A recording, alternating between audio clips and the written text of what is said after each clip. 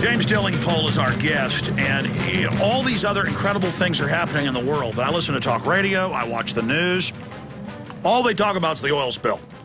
And a lot of times, if it's Anna Nicole Smith or O.J. Simpson or Michael Jackson, it's artificial media hype because my callers to my show aren't calling in about it.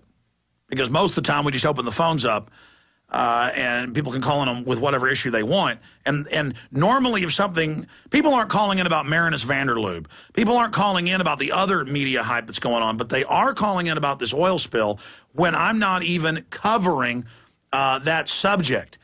And they're getting more and more angry. But what I'm getting angry at is hearing Jindal and others keep whining and saying the feds won't let us do this. It's called the 10th Amendment, 9th Amendment. It's time for them to push the feds aside. And if some BP employees pull up and say, we've got federal authority, and they start trying to push people around, I mean, it needs to stop. Yeah. The thing is, Alex, you have to look at the history of the Green movement to understand that there is nothing that Greenies like better than a nice, juicy oil spill. And the reason they like a nice, juicy oil spill is because it presents them with ready-made images of seagulls, seabirds covered in black. It gives them a sort of excuse for audiences to circumvent thought and really feel about how awful, how bad oil is. And I'll give you an example of this. You know Earth Day, that event that was founded in 1970 by a US sort of eco-tard senator called, I think, Gaylord Nelson, was it? That was Earth Day, which was the birth of the modern environmental movement, was inspired by the Santa Barbara oil spill of 1969. So you see, every time there's an oil spill, the Greens are secretly laughing because it's their perfect excuse to advance their agenda. And this latest incident is no exception. Well, let me ask you that then. I mean, I'm saying all the evidence points towards false flag.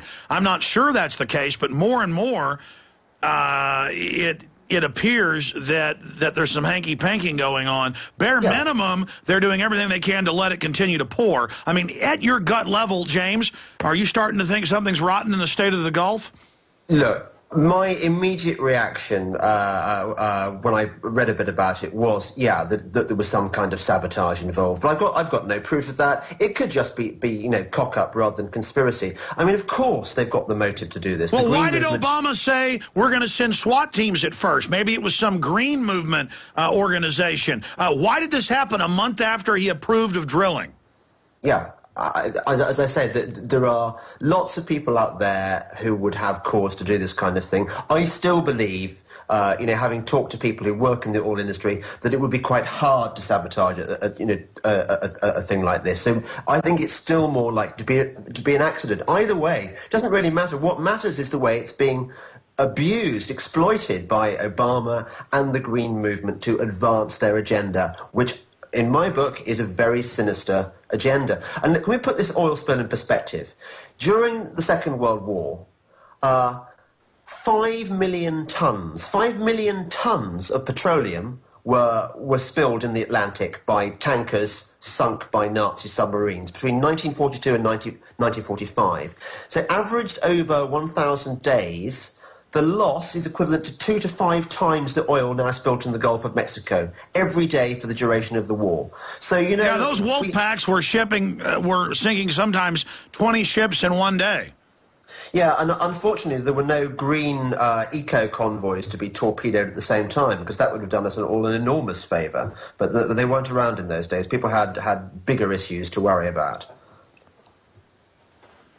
I tell you, where do you see this going? I mean, Obama has said he wants a new tax to pay for the Gulf, but it's going to be a new carbon tax on everybody's gasoline. Yes. Well, I mean, this is the real tragedy about this tragedy, which is that up until this point, Obama's cap and trade was dead in the water. Nobody in the Senate was going to vote for this nonsense because they saw that, how unpopular the healthcare, Obamacare was, and they weren't going to take the same risk twice. Suddenly, there's a glimmer of hope that Obama might be able to advance this crazy, crazy cap-and-trade tax, which is going to tax every American for the amount of CO2 they produce. They're going to tax industry. They're going to tax individuals through their and energy bills. He's openly coupled that legislation to this, and is selling it now as a oil cleanup bill when it's the same legislation.